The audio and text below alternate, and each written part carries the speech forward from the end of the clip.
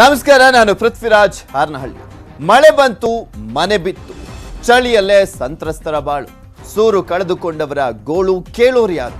ವರ್ಷ ಕಳೀತಾ ಇದ್ರು ಬೀದಿಯಲ್ಲೇ ಲೈಫ್, ಬದುಕು ನೀರು ಪಾಲು.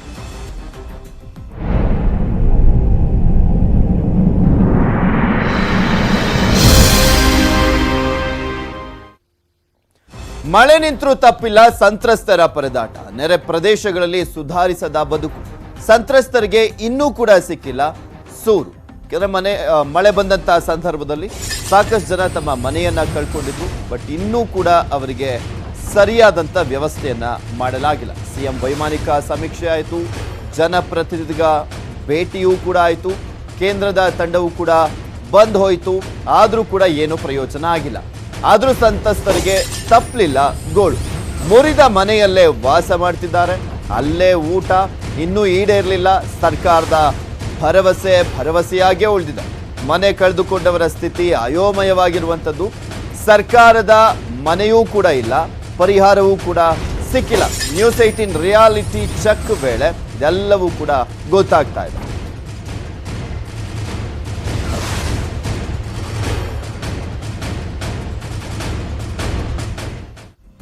ಕಲಬುರಗಿಯಲ್ಲೂ ಕೂಡ ಧಾರಾಕಾರವಾಗಿ ಮಳೆ ಬಂದಿತ್ತು. ಈ ಸಂದರ್ಭದಲ್ಲಿ ಸಾಕಷ್ಟು ಮನೆಗಳು ಕೊಚ್ಕೊಂಡು ಹೋಗ್ಬಿಟ್ಟಿದ್ವು. ಆದರೆ ಆ ಸಂತ್ರಸ್ತರಿಗೆ ಇನ್ನೂ ಕೂಡ ಸಿಕ್ಕಿಲ್ಲ ಪರಿಹಾರ. ನೆರೆ ಪರಿಸ್ಥಿತಿ ಎದುರಿಸಿದ್ದಂಥ 40ಕ್ಕೂ ಹೆಚ್ಚು ಹಳ್ಳಿಗಳು, ನದಿ ಪಕ್ಕದ ನೂರಾರು ಮನೆಗಳಿಗೆ ಹಾನಿಯಾಗಿತ್ತು. ಈಗಲೂ ಪುನರ್ವಸತಿ ಕೇಂದ್ರಗಳಲ್ಲಿದ್ದಾರೆ ಜನ. ಶಾಲೆ, ಸಮುದಾಯ ಭವನದಲ್ಲಿ ಸಂತ್ರಸ್ತರಿಗೆ ಆಶ್ರಯವನ್ನು ಕಲ್ಪಿಸಲಾಗಿದೆ. ಅಫ್ಜಲ್ಪುರ ತಾಲೂಕಿನ ಹಲವೆಡೆ ಸಂತ್ರಸ್ತರಿಗೆ ಆಶ್ರಯವನ್ನು ಕಲ್ಪಿಸಲಾಗಿದೆ.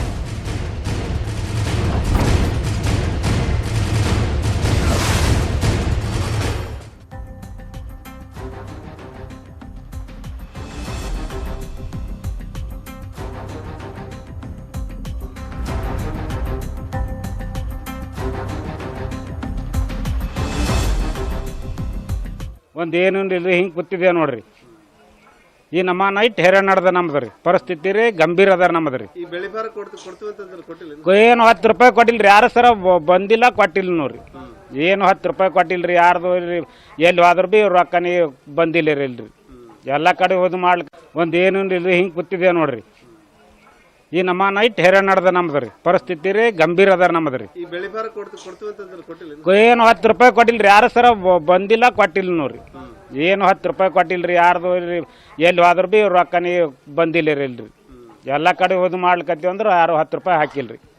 ಏನು ಪರಿಸ್ಥಿತಿ ಗಂಭೀರ ನಡೆದ ನೋಡ್ರಿ.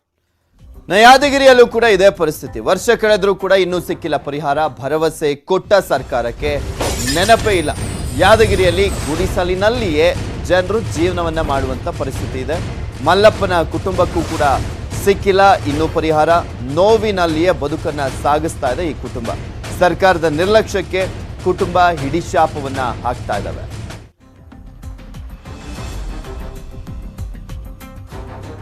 ಸರ್ಕಾರದವ್ರು ಏನು ಮಾಡಿಲ್ರಿ. ಮನೆ ಬಿದ್ದು 3-4 ತಿಂಗಳಾಯ್ತು ರೀ. ನಮ್ಗಿರೋದ ಇದಿಟ್ಟ ಮನೆ ರೀ. ಇದ್ರಾಗ ಮಾಡ್ಕೊಂಡು ನೋಡಕ್ಕೆ 4 ಮಕ್ಕಳವ್ರಿ. ಸರ್ಕಾರದವ್ರಿಗೆ ಹೇಳಿದ್ರೆ ಎಷ್ಟು ಇದನ್ನ ಆದ್ರೆ ನಮ್ಗೆ ಏನು ಕೇರ್ ಮಾಡಿಲ್ರಿ. ಸ್ವಲ್ಪ ಜೋಪಡಿ ಹಾಕ್ಯಂದಿದ್ದೀವಿ ರೀ. ನಮ್ಮ ಊರ ರೈತರು ಹಂಗೆಟ್ಟು ಕೊಟ್ಟಿಗೆಸಿ ಇದು ಮಾಡಿದ್ರಿ, ತೋರಿಸ್ಕೊಂಡೀವಿ. ಈಗ ಒಟ್ಟು ಜೀವನಕ್ಕೆ ಬದುಕಕ್ಕೆ ದಾರಿ ಏನಿಲ್ರಿ ನಮ್ಗೆ. ತಂದೆ ತಾಯಿ ಇಲ್ಲ, ಇರೋರು ಸಣ್ಣವ್ರು ನಾವು. ಹಿಂದೆ ಮುಂದೆ ಹೇಳೋರಿಲ್ಲ ಕೇಳೋರಿಲ್ಲ ನಮ್ಗೆ. ಈಗ 4-5 ತಿಂಗಳಾಯ್ತು ರೀ. ನನಗೆ ದಾರಿನೇ ಸಿಗೋವಲ್ತ್ರಿ ಇದು. ನಾವು ಇದು ಜೋಪಡಿ ಹಾಕ್ಯಂದಿದ್ದೀವಿ ರೀ ಬೇರೆ ಕಡೆಗೆ. ಇದು ಏನನ್ನ ಇಟ್ಟು ಬಂದ್ರೆ ಯಾವ್ದನ್ನ ವ್ಯವಸ್ಥೆ ಮಾಡ್ಕೊಂಡಿರೋ ಗೂಡು ಮಾಡ್ಕೋಬೇಕು ಅಂತ ಅನ್ನಕೈತೀವಿ ರೀ. ಸರ್ಕಾರದವ್ರು ಏನು ಸಹಾಯನೇ ಮಾಡಿಲ್ರಿ ನಮ್ಗೆ. ಅವ್ರು ಕೇಳಿದ್ರೆ ಈಗ ನಮ್ಮ ದೊಡ್ಡವ್ರಿಗೆ ಕೇಳಿವ್ರಿ. ಸರ್ಕಾರದವ್ರಿಗೆ ನಮ್ಗೆ ಹೋಗಿ ದಾಖಲಾಗೋದು ಆಗವಲ್ತು. ನಮ್ಗೆ ಹಿಂದೆ ಮುಂದೆ ಹೋಯ್ದವರೆಲ್ಲ ಏನು ನಿರಂತರವಾಗಿ ಮಳೆ ಆಗಿರೋದ್ರಿಂದ ಯಾದಗಿರಿ ಜಿಲ್ಲೆಯಲ್ಲಿ ಒಟ್ಟು 2900 ಹೆಚ್ಚು ಮನೆಗಳು ಇವತ್ತು ಹಾನಿಯಾಗ್ಯಾವ ಮಳೆಯಿಂದ. ಆದರೆ ಸರ್ಕಾರ ಇವತ್ತಿವರೆಗೆ ಅದರಲ್ಲಿ ಕೆಲವೊಂದು ಪಾಟ್ ಮನೆ ಬಿದ್ದವ, ಕೆಲವೊಂದು ಸಂಪೂರ್ಣ ಮನೆ ಬಿದ್ದವ. ಇದರಿಂದ ಈ ಮನೆ ಬಿದ್ದಂಥ ಕುಟುಂಬಗಳು ಇವತ್ತು ಕೆಲವೊಂದು ಬೀದಿ ಪಾಲಾಗ್ಯಾವ. ಇವತ್ತು ನೋಡ್ತಾ ಇದ್ದೀವಿ, ವಡಿಗೆರೆಯಲ್ಲಿ ಬಂದಿದ್ದೀವಿ, ಅವ್ರ ಕುಟುಂಬ ಸಂಪೂರ್ಣವಾಗಿ ಬೀದಿ ಪಾಲ 3 ತಿಂಗಳಾಗ್ಯದ. ಇವತ್ತು ಕೂಡ ಬರೀ ಅಧಿಕಾರಿಗಳು ಎಲ್ಲ ದಾಖಲಾತಿಗಳನ್ನು ಅಪ್ಲೋಡ್ ಮಾಡಿ ಅಂತ ಹೇಳ್ತಾರೆ. ಸರ್ಕಾರ ಇವತ್ತಿಗೂ ಒಂದು ಪೈಸೆ ಬಿಡುಗಡೆ ಮಾಡಿಲ್ಲ. ಈ ಸರ್ಕಾರದ ಒಂದು ನಿರ್ಲಕ್ಷ್ಯ ಇರ್ಬೋದು, ಜನಪ್ರತಿನಿಧಿ ನಿರ್ಲಕ್ಷ್ಯ ಇರ್ಬೋದು, ಈ ಜಿಲ್ಲಾ ಉಸ್ತುವಾರಿ ಸಚಿವರ ನಿರ್ಲಕ್ಷ್ಯ ಇರ್ಬೋದು. ಇವ ಸರ್ಕಾರ ಇಂಥ ಒಂದು ಗಂಭೀರ ಪರಿಸ್ಥಿತಿಯಲ್ಲಿ ಕೂಡ ಬಿದ್ದಂಥ ಮನೆಗಳಿಗೆ 4 ತಿಂಗಳಾದರೂ ಕೂಡ ಏನೋ ಪರಿಹಾರ ಸಿಕ್ಕಿಲ್ಲ ಅಂದರೆ ಇದು ಏನಂತಾರೆ? ಇದು ನಾವು ರೈತರ ಪರವಾಗಿದ್ದೀವಿ, ಬಡವರ ಪರವಾಗಿದ್ದೀವಿ, ಇದೇನ ಕೆಲಸ ಇದು ಮಾಡ್ತಕ್ಕಂಥದ್ದು?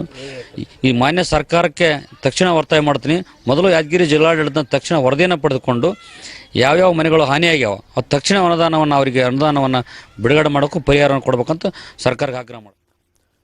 ರಾಯಚೂರಿನಲ್ಲೂ ಕೂಡ ಅಷ್ಟೇ ಸಂತ್ರಸ್ತರಿಗೆ ಸಿಕ್ಕಿಲ್ಲ ಸೂರು. ಹಾನಿಗೊಳಗಾದಂಥ ಮನೆಗಳಿಗೆ ಇನ್ನೂ ಕೂಡ ಪರಿಹಾರ ಸಿಕ್ಕಿಲ್ಲ. ಮುರಿದು ಬಿದ್ದಂಥ ಮನೆಯಲ್ಲಿ ಸಂತ್ರಸ್ತರು ಜೀವನವನ್ನ ಮಾಡ್ತಾ ಇದ್ದಾರೆ. ಕಲಬುರಗಿ, ಯಾದಗಿರಿ, ರಾಯಚೂರಿನಲ್ಲಿ ಯಾವುದೇ ರೀತಿಯಾದಂಥ ಪರಿಸ್ಥಿತಿ ಭಿನ್ನವಾಗೇನಿಲ್ಲ. ಎಲ್ಲ ಕಡೆನೂ ಕೂಡ ಹೀಗೆ ಇದೆ. ಸಂತ್ರಸ್ತರ ಗೋಳು.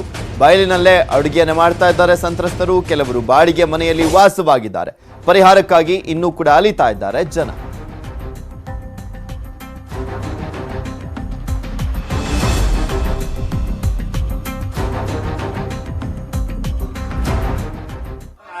ರಾಯಚೂರು ಜಿಲ್ಲೆಯಲ್ಲಿ ಅತ್ಯಂತ ಅಧಿಕ ಮಳೆ ಈ ಬಾರಿ 40 ವರ್ಷಗಳ ನಂತರ ಅತ್ಯಧಿಕ ಮಳೆಯಾಗಿ ದಾಖಲೆ ಮಳೆಯಿಂದಾಗಿ ಇಡೀ ರಾಯಚೂರು ತಾಲೂಕು ಮತ್ತು ರಾಯಚೂರು ಜಿಲ್ಲೆಯಲ್ಲಿ ಬಹುತೇಕ ಮನೆಗಳು ಬಿದ್ದು ಹಾಳಾಗಿವೆ ಮತ್ತು ಭೂಮಿಗಳು ಸಹ ಹಾಳಾಗಿತ್ತು. ಈ ಹಾಳಾಗಿ ಈಗಾಗಲೇ 5-6 ತಿಂಗಳು ಮುಗಿದ್ರು ಸಹ ಸರ್ಕಾರ ಅವರಿಗೆ ಪರಿಹಾರ ನೀಡಿಲ್ಲ. ಇದಕ್ಕೆ ಉದಾಹರಣೆಯಾಗಿ ನಾವು ಉಡುಮಕಲ್ ಖಾನಾಪುರದಲ್ಲಿದ್ದೇವೆ. ಇಲ್ಲಿ ಸುಮಾರು ಮನೆಗಳು ಬಿದ್ದು, ಎಲ್ಲಾ ಮನೆಗಳಿಗೂ ಸಹ ಬಹುತೇಕ ಮನೆಗಳಲ್ಲಿ ಛತ್ತಗಳು ಬಿದ್ದು ಅಲ್ಲಿ ವಾಸಕ್ಕೂ ಯೋಗ್ಯವಾಗಿರದಂತಹ ಮನೆಗಳಿವೆ. ಜೊತೆಗೆ ಸರ್ಕಾರ ಇಂಥ ಮನೆಗಳಲ್ಲಿ A-B-C ಕೆಟಗರಿಯಲ್ಲಿ ಮಾಡಿದ್ರು ಸಹ ಅವುಗಳಿಗೆ ಪರಿಹಾರ ನೀಡಿಲ್ಲ. ಜಿಲ್ಲೆಯಲ್ಲಿ ಒಟ್ಟು 3,500 ಮನೆಗಳು ಬಿದ್ದಿದ್ರು ಸಹ ಇಲ್ಲಿವರೆಗೆ ಅವರ ಕೆಲವರು ಕೇವಲ 2,300 ಜನ ಫಲಾನುಭವಿಗಳಿಗೆ ಮಾತ್ರ ಮನೆಯ ಅಕೌಂಟಿಗೆ ದುಡ್ಡನ್ನು ಹಾಕಿದ್ದಾರೆ.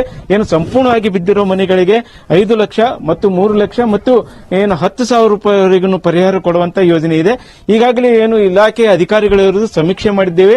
ಸಮೀಕ್ಷೆಯ ನಂತರ ಅವರಿಗೆ ಅವರ ಅಕೌಂಟಿಗೆ ನೀಡುತ್ತೇವೆ ಮತ್ತು ರಾಜೀವ್ ಗಾಂಧಿ ಅಶ್ವಂತಿ ಸ್ಕೀಮ್ಗಳಿಂದ ಅವರಿಗೆ ಅಕೌಂಟ್ ನೀಡಿದ್ದೇವೆ. ಜಿಲ್ಲೆಯಲ್ಲಿ ಒಟ್ಟು 10 ಕೋಟಿ 10.65 ಕೋಟಿಯನ್ನ ಇಲ್ಲಿ ಜಮಾ ಮಾಡಿದ್ದೇವೆ ಅಂತ ಹೇಳ್ತಾ ಇದ್ದಾರೆ. ಆದರೆ ಅಲ್ಲಿ ಕೇವಲ ಇನ್ನು ಕಂಪ್ಯೂಟರ್ ಅಲ್ಲಿ ಅವ್ರನ್ನ ಅಪ್ಲೋಡ್ ಮಾಡೋದು ಮತ್ತೆ ಆಪ್ ನಲ್ಲಿ ಅಪ್ಲೋಡ್ ಮಾಡದೆ ಮುಗಿದ ಹೊರತು ಇಲ್ಲಿ ಯಾವುದೇ ರೀತಿಯ ಅವರಿಗೆ ಏನು ಫಲಾನುಭವಿಗಳಿಗೆ ದುಡ್ಡು ಹಾಕಿಲ್ಲ. ಇದೇ ರೀತಿ ಬೆಳೆಯಲು ಸಹ ಸುಮಾರು ಏನು 43,000 ಹೆಕ್ಟೇರ್ ಭೂಮಿ ಹಾಳಾಗಿದ್ರು ಸಹ ಕೆಲವು ಜನ ರೈತರಿಗೆ ಬಂದಿದೆ. ಇನ್ನೂ 10,000ಕ್ಕೂ ಅಧಿಕ ರೈತರಿಗೆ ಪರಿಹಾರ ಬಂದಿಲ್ಲ. ಈಗ ಒಟ್ಟು ಪರಿಹಾರ ಬಂದಿದೆ ಇಲ್ಲೋ ಏನಾಗಿದೆ ಸರ್? ಏನಿಲ್ಲ ಸರ್, ಈಗ ಕೆಲವ್ರಿಗೆ 3,000 ಹಾಕ್ಯಾರ ಸರ್, ಕೆಲವ್ರಿಗೆ ಪೂರ್ತಿ ಬಿದ್ದವ್ರಿಗೆ ಏನು ಹಾಕಿಲ್ಲ ಸರ್. ಪೂರ್ವ ಬಿದ್ದವ್ರಿಗೆ ಏನಿಲ್ಲ. ಆಮ್ಯಾಗ ಮತ್ತೆ ಹೊಲದುಗಳಿಗೆನ ಎಲ್ಲ ಜಿಫಾರಸ್ ಮಾಡ್ಕೊಂಡವ್ರು ಅಗ್ರಿಕಲ್ ಆಫೀಸ್ ಅವರು. ಆಮ್ಯಾಗ ಮತ್ತೆ ಇವರು ಈ ಕುಳ್ಕಣ್ಣವ್ರು ಬಂದಿದ್ರು, ಎಲ್ಲ ಮಾಡ್ಕೊಂಡು ಬಂದು ಪರಿಹಾರಗಿನ ಹೊಲದು ಬಂದಿಲ್ಲ, ಮನೆಗಳು ಬಂದಿಲ್ಲ. ಕಿರೆ ಬಾಡಿಗೆ ಮನೆ ತಗೊಂಡು ಹಂಗೆ ಬೀಳ್ತಾವ, ಕೇಳಕ ಹೋದ್ರೆ ಬೀಳ್ತಾವ ಅಂತಾರ ರೊಕ್ಕ ಎಲ್ಲ. ಅವ್ರು ಏನ್ ಡಾಕ್ಯುಮೆಂಟ್ ಏನ್ ಕೇಳಾರೋ ಎಲ್ಲ ಅಧಿಕಾರಿಗಳು ಕೇಳ್ತಿರಲ್ಲ, ಏನಂತಾರ ಅವರು ಬೀಳ್ತಾವ ನೆಕ್ಸ್ಟ್ ಅದ್ರಾಗ ಬೀಳ್ತಾವಪ್ಪ. ನೆಕ್ಸ್ಟ್ ಅಲ್ರಿ ಕೆಲವು ಬಿದ್ದಾವ, ಕೆಲವು ಇಲ್ಲ. ಇನ್ನ ಹೆಂಗ ಸರ್ ಅಂತಂದ್ರೆ ಬೀಳ್ತಾವ ಅಂತ ಅಂತಾರ ಸರ್. ಮತ್ತೆ ಅದಕ್ಕೆ ನಾವು ತಿರುಗಿ ಸಾಕು. ಏನ್ ಮಾಡ್ತಾ ಇದ್ರಿ ಮತ್ತೆ ಮನೆಗೆ ಬಿದ್ದಾವಲ್ಲ ಏನ್ ಮಾಡಕತ್ತಾರ? ಅವ್ರು ಏನ್ ಮಾಡಕತ್ತಾರ ಸರ್, ತಿರ್ಗಾತೀವಿ. ಎಲ್ಲ ಡಾಕ್ಯುಮೆಂಟ್ ಏನ್ ಕೊಡ ಅಂದ್ರೆ ಕೊಟ್ಟಿದ್ಮೇಲೆ ತಿರುಗಿ ನಾವು ಸಡ್ಲು ಬಿಟ್ಟಿವಿ ಸರ್. ಮತ್ತೆ ದಿನ ತಿರುಗಬೇಕಂದ್ರೆ ಎಲ್ಲಿ ತಿರುಗ್ತಾರ ಸರ್? ಇನ್ನು ಬರ್ಲಿಲ್ಲ. ಇವ್ರಿಗಿನ ನೋಡಿದ್ರು ಕಿರಾಮನೆ ಇಟ್ಟುಕೊಂಡು ಮತ್ತೆ ಹೆಂಗ ಉಪಜೀವನ ನಡೆಸ್ತಾರ ಸರ್ ಅವ್ರು. ಮತ್ತೆ ಬಡವ್ರು ಮತ್ತೆ ಏನ್ ಮಾಡ್ತಿದ್ವಿ? ಏನಾದ್ರು ಬಂದೈತೆ ಹೊಲ? 1 ರೂಪಾಯಿ ಬಂದಿಲ್ಲ ಸರ್, 1 ರೂಪಾಯಿ ಬಂದಿಲ್ಲ. 1 ರೂಪಾಯಿ ಕೊಟ್ಟಿಲ್ಲ ಸರ್ ಅವರು. ಏನು ಮನೆಗಳು ಬಿದ್ದರೂ ಸಹ ಮನೆಗಳನ್ನು ಕಟ್ಟಿಸೋದಾಗ್ಲಿ ಅಥವಾ ಮನೆಗಳಿಗೆ ಪರಿಹಾರ ಕೊಡೋದು ಕಾರ್ಯನೂ ಆಗಿಲ್ಲ. ಜೊತೆಗೆ ಒಟ್ಟಾರೆಯಾಗಿ ಬೆಳೆ ಸಮೀಕ್ಷೆ ಮಾಡಿದರೂ ಸಹ ಇಲ್ಲಿ ಇನ್ನೂ ಸಂಪೂರ್ಣವಾಗಿ ರೈತರಿಗೆ ಮುಟ್ಟದೇ ಇರೋದು ಇಲ್ಲಿ ಕಂಡು ಬರ್ತಾ ಇದೆ. ಕ್ಯಾಮರಾಮನ್ ಮೊಹಮ್ಮದ್ ಜಿಲಾನಿಯೊಂದಿಗೆ ಶರಣಪ್ಪ ಬಚ್ಚಲಾಪುರ್, ನ್ಯೂಸ್ 18 ಕನ್ನಡ, ರಾಯಚೂರು. ವಿಜಯಪುರದಲ್ಲೂ ನಿರಾಶ್ರಿತರಿಗೆ ಸಿಕ್ಕಿಲ್ಲ ಪರಿಹಾರ. ಈಗಲೂ ಕೂಡ ಮುರಿದ ಮನೆಗಳಲ್ಲೇ ಸಂತ್ರಸ್ತರು ಬದುಕನ್ನ ಸಾಗಿಸುವಂತಾಗಿದೆ. ಪರಿಹಾರಕ್ಕಾಗಿ ಅಲೆದು ಸುಸ್ತಾಗಿದ್ದಾರೆ ಸಂತ್ರಸ್ತರು. ಇದು ವಿಜಯಪುರದಲ್ಲಿ ಇರುವಂತ ಪರಿಸ್ಥಿತಿ. ಅಲ್ಲೂ ಕೂಡ ಮನೆಗಳಿಂದ ಹಾನಿಯಾದಂತ ಮನೆಗಳಿಗೆ ಯಾವುದೇ ರೀತಿಯಾದಂಥ ಪರಿಹಾರ ಸಿಕ್ಕಿಲ್ಲ. ಇನ್ನು ಮನೆಗಳನ್ನು ಕಟ್ಟಿಕೊಡುವಂಥ ವಿಚಾರಕ್ಕೆ ಸಂಬಂಧಪಟ್ಟಂತೆಯೂ ಕೂಡ ಯಾವುದೇ ರೀತಿಯಾದಂಥ ಪರಿಹಾರ ರೀಚ್ ಆಗಿಲ್ಲ.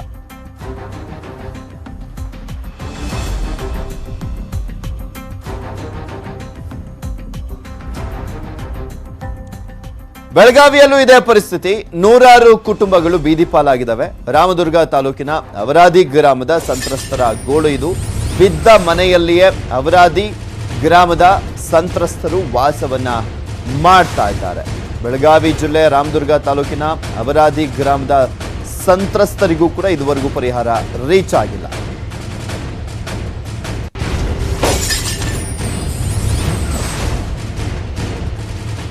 ನಿಜವಾಗ್ಲೂ ನಮ್ಮ ಗ್ರಾಮಕ್ಕೆ ಒಂದು 6-7 ಬಾರಿ ನ್ಯೂಸ್ 18 ನಿಮ್ಮ ಚಾನೆಲ್ ಬಹಳ ತುಂಬ ಪ್ರಶಂಸನಾರ್ಹ ಕಾರ್ಯ.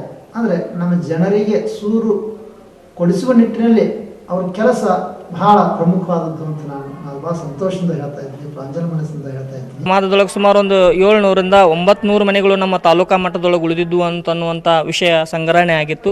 ಅಂಥದ್ರೊಳಗೆ ಈಗ ಎ ಮತ್ತು ಬಿ ಗ್ರೇಡಿಗೆ ಹೊಂದಿರತಕ್ಕಂಥ ಮನೆಗಳನ್ನು ಈಗ ಆಲ್ರೆಡಿ ಅದಕ್ಕೆ RGSL ಸೈಟ್ನಲ್ಲಿ ಅನುಮೋದನೆ ಕೊಟ್ಟು ಅಧಿಕೃತವಾಗಿ ಅಪ್ರೂವ್ಡನ್ನು ಕೊಡ್ಲಿಕ್ಕತ್ತಾರ. ಇದೊಂದು ಸಂತಸದ ವಿಷಯ.